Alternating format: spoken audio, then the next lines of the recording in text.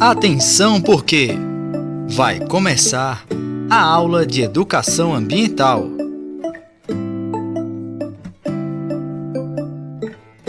Olá, alunos do sexto ano. Sou a professora Veridiadna e vamos à nossa aula 2 de educação ambiental. Para a gente começar a nossa aula, nós vamos relembrar alguns pontos que foram vistos na aula passada. Então, foi passado para vocês uma atividade e eu escolhi duas questões para que a gente possa corrigir. A primeira questão diz o seguinte: a água constitui um elemento fundamental para o desenvolvimento da vida no nosso planeta. Com relação a esse elemento, assinale a alternativa correta. Então, a gente falou muito sobre a água na aula passada, observou o quanto a água é importante para o nosso dia a dia e para o desenvolvimento da vida no nosso planeta. Então, das alternativas, a gente pode notar que a letra A diz que a água do planeta está sendo comprometida pela poluição doméstica, industrial e agrícola. A gente consegue observar que realmente a água no nosso planeta está sofrendo um desperdício enorme, está sendo comprometida por conta da grande poluição doméstica, industrial e agrícola. A letra B fala que a água pode ser desperdiçada, pois é um recurso infinito. De fato, há muitos anos a gente tinha essa compreensão de que a água seria um recurso infinito, porém hoje, por conta da escassez, a gente não tem mais essa visão. Tá? E também a gente não pode ter esse padrão de desperdiçá-la. Letra C diz que a água tem sido utilizada de maneira correta por toda a população. A gente sabe que, infelizmente, isso não está acontecendo, né? Que bom seria que isso, de fato, fosse colocado em prática. A letra D diz que o Brasil possui pouca quantidade de água superficial. A gente viu que não, que o Brasil ele é rico em quantidade de água. E a letra E diz que a existência de muitas águas potáveis tem sido o maior problema ligado à água que abastece as cidades. A gente sabe também que não, que a água potável é a água mais indicada para o nosso consumo. Então, dentre as alternativas, a gente observa que a letra A é a alternativa correta, que diz que a água do planeta está sendo comprometida pela poluição doméstica, industrial e agrícola. A próxima questão diz: o ciclo da água ocorre graças às mudanças de estado físico dessa substância. Entre os processos apontados a seguir, marque aquele que indica corretamente o nome da mudança que acontece no momento da formação das nuvens. A gente vai relembrar o ponto que foi falado em relação ao ciclo da água, né? Então, no ciclo da água ocorrem vários eventos. Um dos eventos que a gente pode relembrar é o fato da evaporação, que é um movimento que ocorre lentamente em relação às águas dos rios, junto com a evapotranspiração. Esses vapores vão lá para a atmosfera e ocorre um processo chamado de condensação, que é justamente esse processo que vai originar a formação das nuvens. Então, letra correta, a letra D. As outras questões, vocês têm aí o gabarito para que vocês possam analisá-las e ver se realmente vocês corrigiram e perguntar qualquer dúvida aos professores de vocês. Então, agora nós vamos para o tema da nossa segunda aula de educação ambiental. Então, preste bem atenção para que vocês possam compreender. O nosso tema é águas marinhas e continentais. Então, a gente pode falar que o total da água presente na Terra pode ser dividido em dois grandes conjuntos, que seria justamente as águas oceânicas e as águas continentais. E qual é a diferença de um para outra? As águas oceânicas são compreendidas como os mares e oceanos. Representam cerca de 97,41% do total ali do nosso planeta. Já as águas continentais abrangem as geleiras, os aquíferos, lagos, e eles representam cerca de 2,59% do total da água do planeta. São as chamadas águas doces ou não salgadas. A gente vai relembrar um pouquinho sobre o significado de alguns termos, que pode ser que vocês tenham um pouco de dúvida. Então, a gente vai falar sobre os oceanos. Então, primeiro, o que seria um oceano? Os oceanos são classificados como grandes extensões de águas que rodeiam e separam os continentes. Então, a gente observa aí na imagem que os oceanos têm essa função de separar continentes.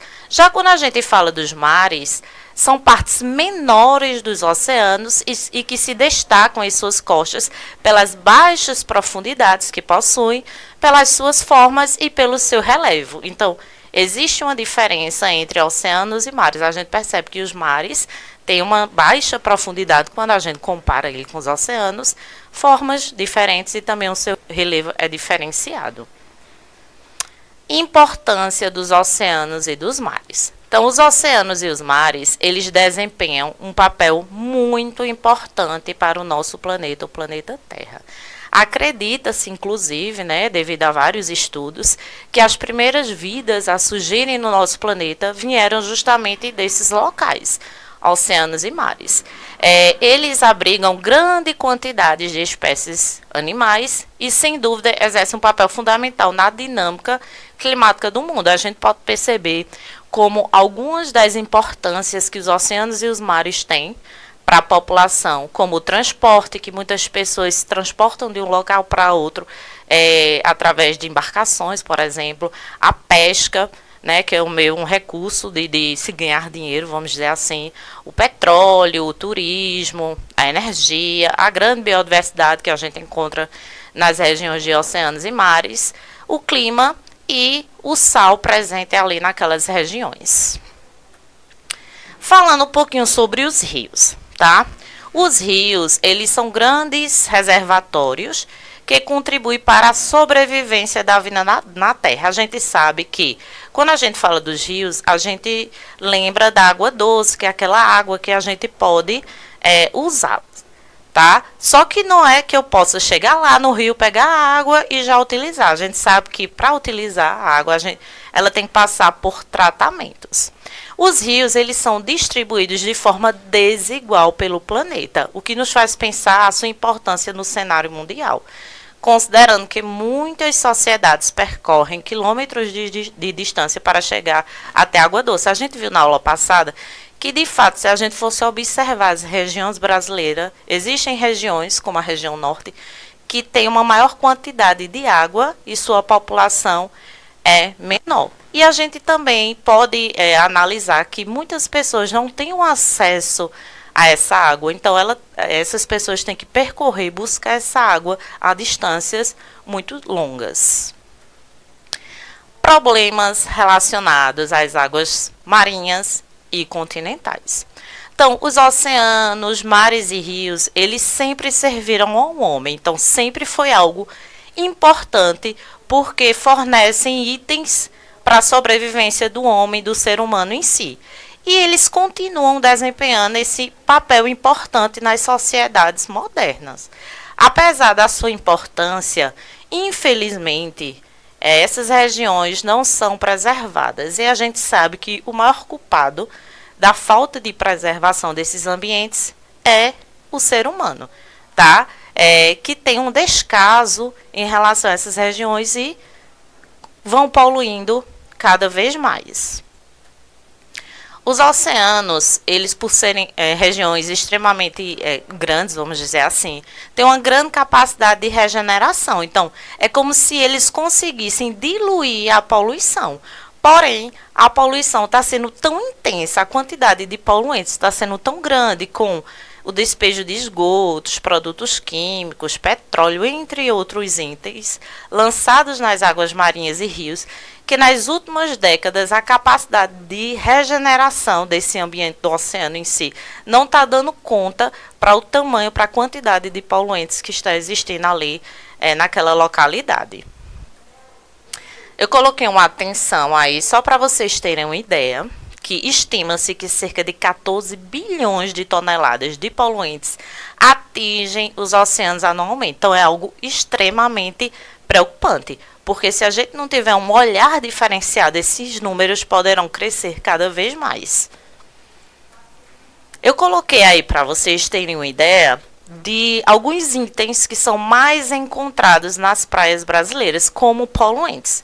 Por exemplo, filtros de cigarro, tampas de garrafa PET, canudos, garrafas plásticas, sacolas plásticas, embalagens plásticas, copos de pratos plásticos, garrafas de vidros, pedaços de isopor, talheres plásticos. Então, a gente observa que a grande maioria dos itens são formados por plástico. Então, a gente tem que ter uma visão diferenciada quando a gente for lá na praia, né, aproveitar a praia quando puder, ter a consciência de não jogar esses itens ali para causar essa intensa poluição.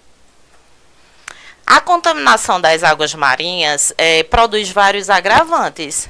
Dentre esses agravantes, a gente pode citar a extinção de pontos turísticos. Então, se eu sou um turista e quero ir visitar, por exemplo, uma praia, e eu já tenho indícios, informações de que aquela praia ela tá poluída, lógico que eu não vou até ela. Então, vai ocorrendo a extinção de pontos turísticos, já que esses turistas não vão querer ir até lá naquela região.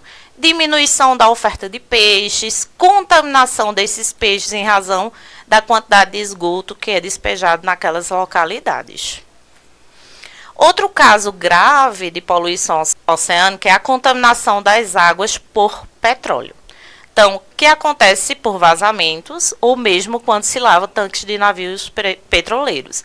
A gente sabe que o petróleo, né, mesmo que seja uma substância que vai dar origem a vários outros itens que a gente usa no dia a dia, mas quando ocorre, por exemplo, um vazamento dessa substância, pode ocasionar uma formação de uma camada onde vai impedir que a luz solar possa chegar até as plantas que existem ali no meio aquático. Isso vai evitar que ocorra a fotossíntese, isso vai evitar que ocorra a formação de oxigênio. E é como se uma coisa agravasse a outra, vai contaminar os animais, podendo ocasionar a morte dos mesmos. Como resolver o problema da poluição marinha? Então, a gente tem alguns passos, né, 2 passos que a gente pode citar como formas de diminuir essa poluição marinha que está sendo tão intensa. O primeiro passo, a gente pode falar em relação ao lixo, tá? A gente tem que buscar formas de fazer com que esse lixo pare de chegar ao mar. E com isso, a gente possa diminuir esse problema. E como é que a gente pode fazer isso? A gente pode dar uma destinação mais eficiente a esses resíduos. A gente pode colocar em prática a coleta seletiva, que é o ato da separação do lixo, uma vez que se a gente juntar todo o lixo, um contamina o outro e ele não pode mais ser reciclado. Também pode orientar para um saneamento básico nas redes de esgoto de todas as regiões. O segundo passo seria promover a retirada do lixo do mar através de novas tecnologias. A gente sabe que hoje em dia as tecnologias estão avançando cada vez mais e novas técnicas estão surgindo com o intuito de realizar essa retirada desse lixo ali na região oceânica, do marinho em si, e pode até ter um reaproveitamento desse lixo, por exemplo, o plástico. Então, esse plástico ele pode ser transformado, por exemplo, em combustível, já que ele é uma substância que é derivada do petróleo. 8 atitudes que ajudam a evitar a poluição dos oceanos. Então, presta bem atenção para que vocês possam realizar essas 8 atitudes no dia a dia de vocês. Primeira, usar garrafas de água reutilizáveis em vez daquelas garrafas PETs que geram intensa poluição.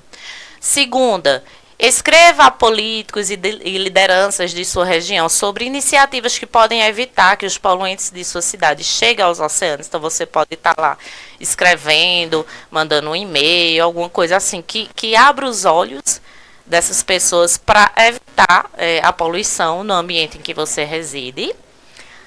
Terceira, junte-se a programas que consistem em limpar praias. Então, existem vários programas, né, que incluem vários países, inclusive o Brasil, que vai ajudar ali na conscientização e na limpeza em si dessas regiões. E também um ponto importantíssimo que é o fato simplesmente de você evitar jogar lixo no mar nas suas férias, quando você vai lá se divertir na praia. O quarto ponto, se você é fumante, Use bituqueiras, um porta-bituca. As bitucas não são biodegradáveis, são grandes problemas ambientais. Quinto passo, separe o lixo reciclável.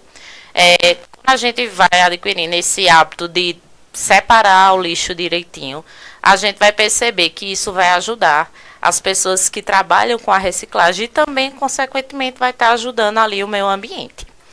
Sexto passo, use caneca de café ou de água no trabalho, artigos de piquenique e sacolas de compras que sejam sempre reutilizáveis. Sétimo ponto, compre menos, seja menos consumista. E o oitavo ponto, por fim, mas não menos importante, envie e-mails para empresas pedindo que diminua o volume de suas embalagens, criando novas que sejam biodegradáveis. Então, são alguns pontos que vão ajudar vocês a melhorar em si o meio ambiente. Até a próxima aula.